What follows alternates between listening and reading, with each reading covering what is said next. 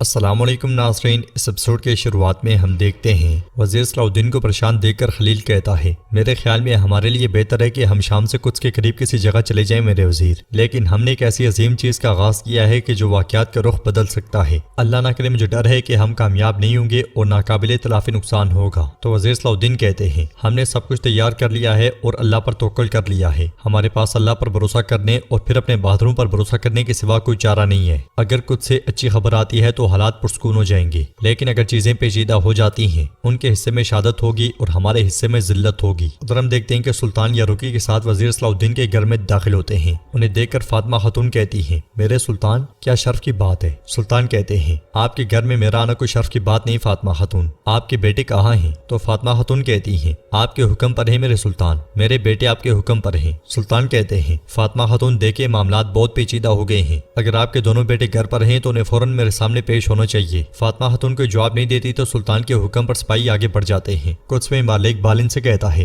میں بہت خوش ہوں کہ آپ نے میری دعوت قبول کی اور یہاں ایک کوند بالن۔ بالن کہتا ہے میں بھول گیا کہ آپ نے کیا کیا تھا اور میں نے کیا کیا تھا، میں نے یہ آپ کی مخالفت کے لیے نہیں کیا بلکہ اپنے بابا اور بھائی کی سالمیت کو برقرار رکھنے کے لیے کیا۔ امارلے کہتا ہے میں ہمیشہ ایبلن کی حمایت اور حفاظت کروں گا، ہم خوشی کے دن جی رہے ہیں اور مجھے یقین ہے کہ ہم بہتر دن گزاریں گے، لہٰذا ہمیں دوبارہ متحد ہونا چاہیے۔ بالن ہمارے اتحاد کو مضبوط کرنے کے لیے میں چاہتا ہوں کہ آپ شہزادی کی شادی میں مہمان خصوصی بنے، سب کو معلوم ہونا چاہیے کہ ہم دوبارہ متحد ہو گئے ہیں۔ یہ سن کر بالن کہتا ہے میں اس دعوت کو اعزاز سے قبول کرتا ہوں عزت مآب۔ اس لیے میں سپاہی آ کر کہتا ہے شہزادی ماریا اپنے قافلے کے ساتھ شہر میں داخل ہو گئی ہیں۔ امارلے کہتا ہے آئیے انہیں خوش آمدید کرنے کے لیے تیار ہو جائیں۔ یہ کہتے ساتھ ہی وہ سب آگے بڑھ جاتے ہیں۔ ادھر ہم دیکھتے ہیں کہ تلاشی لینے کے بعد سپاہی سلطان کے پاس آ کر کہتے ہیں میرے سلطان یہاں کوئی نہیں ہے۔ یہ سن کر سلطان فاطمہ خاتون سے کہتے ہیں آپ اپنے بچوں کے ٹھکانے کو چھپا کر ان پر احسان نہیں کر رہی بلکہ اس کے برعکس آپ انہیں تکلیف دے رہی ہیں فاطمہ خاتون۔ یہ سن کر فاطمہ خاتون اس لمحے کو یاد کرتی ہیں جب وزیر صلاح الدین جانے ہی والے تھے تو بورو نے کہا تھا آپ مجھے یہاں زنجیروں سے باندھ بھی دیں تب بھی میں نہیں رکوں گا، میں آپ کو اپنے اعمال کی قیمت ادا کرنے نہیں دوں گا،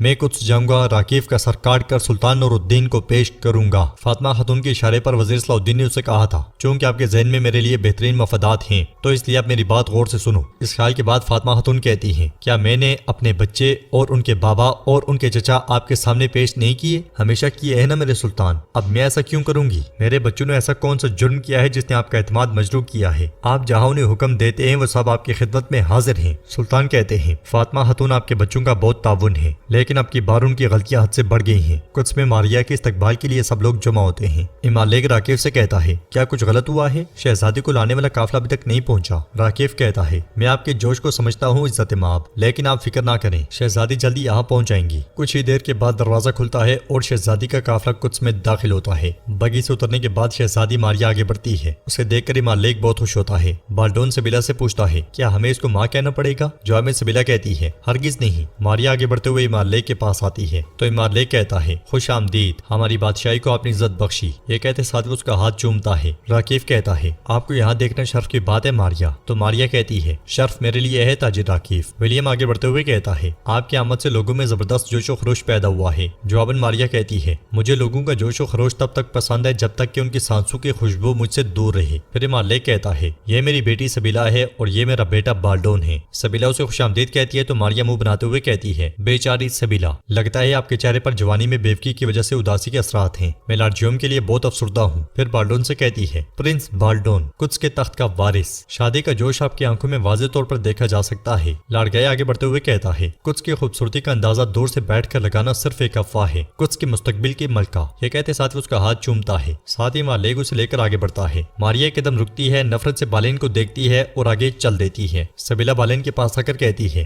بالین آپ؟ تو بالین کہتا ہے بادشاہ مارلیگ نے مجھے بطور مہمان خصوصی مدعو کیا ہے۔ سبیلا خوش ہوتے ہوئے کہتی ہے مجھے خوشی ہے کہ آپ دونوں کے درمیان چیزیں بہتر ہوئی ہیں۔ ادھر ہم دیکھتے ہیں کہ خلیل وزیر صلاح الدین کے پاس آ کر کہتا ہے ہمارے پاس شام سے کچھ خبریں ہیں، سلطان نے آپ کی تلاش کا حکم جاری کیا ہے اور بورو صاحب کا بھی۔ یہ سن کر وزیر صلاح الدین کہتے ہیں تو انہیں معلوم ہو گیا ہے کہ بورو شام پہنچ گیا ہے، ہم نے اپنی پوری کوشش کی ہے اور باقی تقدیر پہ منحصر ہے۔ قدس میں مارلیگ ماریا سے کہتا ہے شادی کی تمام تیاریاں مکمل کر لی گئی ہیں، تاجر راکیف کا شکریہ۔ اس لیے میں سائرہ وہاں پہنچتی ہے۔ راکیف اس کا تعارف کرواتے ہوئے کہتا ہے عزت مآب یہ میری بیٹی سائرہ ہے۔ ماریا اسے دیکھتے ہوئے کہتی ہے سائرہ تم کتنی بڑی ہو گئی ہو، ہماری شادی میں آپ کی شرکت مجھے بہت خوش کر رہی ہے۔ سائرہ اس کا شکریہ ادا کرتی ہے۔ انہیں دیکھتے ہوئے سبیلا ولیم سے کہتی ہے گویا تاجر کافی نہیں تھا کہ اب بیٹی بھی نمودار ہو گئی ہے، یہ بادشاہ کا محاصرہ کر رہے ہیں۔ ولیم کہتا ہے پرسکون ہو جائیں شہزادی، یہ شادی کچھ کے مستقبل کے لیے بہت ضروری ہے۔ آہستگی میں راکیف سائرہ سے کہتا ہے تمہارے پاؤں کو کیا ہوا ہے، لگتا ہے تم تکلیف میں ہو۔ تو سائرہ کہتی ہے جنگل میں میرا ایک چھوٹا سا حادثہ ہوا، بس کوئی بڑی بات نہیں۔ راکیف کہتا ہے دوسرے مسئلے کا کیا ہوا؟ تو سائرہ کہتی ہے وہ میرے ہاتھوں سے بچ گیا۔ یہ سن کر راکیف کو بہت غصہ آتا ہے۔ شام میں آگے بڑھتے ہوئے یاروکی بہادر سے کہتا ہے سب کو پورے شام میں پھیلا دو، اگر کسی کو صلاح الدین کا ٹھکانہ ملے تو فوراً بتائی۔ بہادر کہتا ہے لیکن اگر وہ قاہرہ میں اپنے تخت پر واپس آ جاتا ہے تو؟ یاروکی کہتا ہے بہادر صلاح الدین کے پاس کوئی منصوبہ ہوگا، بصورت دیگر وہ اپنی قسمت کے سامنے خود کو مستعفی کر دیتا اور سلطان کے حکم کا انتظار کرتا۔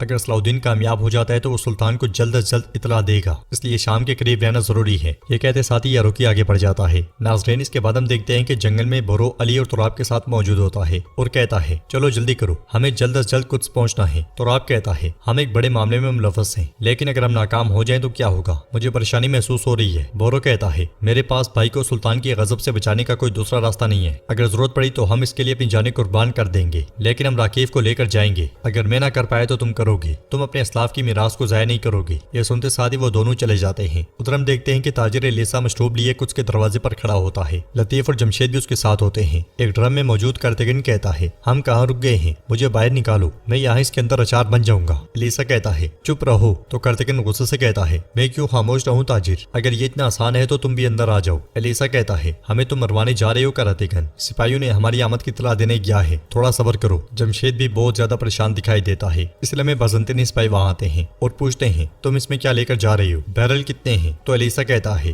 میں تاجر لیسا ہوں اور راکیف کے حکم سے یہاں آیا ہوں، یہ میرے معاون ہیں۔ سپاہی کہتا ہے اچھا ٹھیک ہے، بیرل میں کیا ہے؟ تو لیسا کہتا ہے کل آپ کی منفرد شادی کے لیے منفرد مشروبات، لیکن اسے فوری طور پہ اندر لے جانا ضروری ہے۔ سپاہی کہتا ہے اتنی بھی کیا جلدی ہے، ہم بھی ذرا یہ منفرد مشروبات کا مزہ چکھیں۔ یہ کہتے ساتھ وہ گھوڑا گاڑی پر چڑھ جاتا ہے۔ ادھر وزیر صلاح الدین خلیل سے کہتے ہیں میری اصل تشویش کارتگن ایتھس اور میرے دیگر سرداران ہیں، کچھ محل شیر کی کھچار کی مانند ہے، اگر وہ وہاں پکڑے گئے تو مارے جائیں گے۔ ادھر محل میں گھوڑا گاڑی پر کھڑا سپاہی کہتا ہے یہ بہت بڑا بیرل ہے، اگر ہم اس میں سے تھوڑا سا پی بھی لیں تو کوئی بھی نہیں سمجھے گا۔ وہ کارتگن والے ڈھکن کو اٹھانے ہی لگتا ہے کہ لیسا اسے روکتے ہوئے کہتا ہے اور اس سے کہتا ہے جبکہ اچھی فصل ہوتی ہے تم سب سے سستا انتخاب کرتے ہو، یہ دوسرے بیرل والا بہترین ہے، ملکہ بھی یہی پیے گی۔ سپاہی کہتا ہے ٹھیک ہے پھر مجھے دو۔ یہ کہتے ساتھی سپاہی خود بھی شراب پیتا ہے اور اپنے ساتھی کو بھی پلاتا ہے، پھر اس سے کہتا ہے یہ تو تمہاری تعریف جتنا ہی لذیذ ہے۔ پھر لیسا اسے کہتا ہے ہمیں اس بیرل کو جلدی سے اندر لے جانا ہے سپاہی، ہماری مدد اگر تم کرتے ہو تو یہ جلدی سے ختم ہو جائے گا، پھر میں تمہیں مزید بھی دوں گا۔ تو ناظرین اس کے ساتھ یہ ایپیسوڈ بھی اختتام پذیر ہوتی ہے۔ اگر آپ کو ویڈیو پسند آئے تو ویڈیو کو لائک کر دیں، چینل کو سبسکرائب نہیں کیا ہوا تو سبسکرائب کرنے کے ساتھ ساتھ گھنٹی والے آئیکن کو دبانا مت بھولیں۔ انشاءاللہ ملتے ہیں نیکسٹ ویڈیو میں، تب تک کے لیے رکھیں اپنا اور اپنوں کا بہت زیادہ خیال۔ اللہ نگہبان۔